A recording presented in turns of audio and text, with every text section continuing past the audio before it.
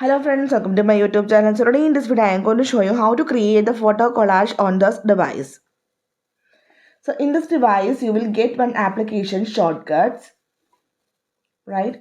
Just go to the app library and here you have to search shortcut. You can see this is the application. Just open this one. Then tap on the gallery at the bottom tab.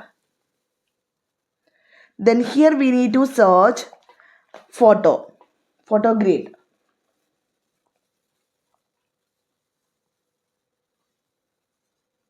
Okay. So this is the application. Now we need to add this to the main page. Tap on the plus icon. Now go back to the library section. So here you can see the photo grid application is here. Okay. Now open the photo grid app shortcut. It will directly open your photos application. And from here you need to select the photos that you want to create a collage.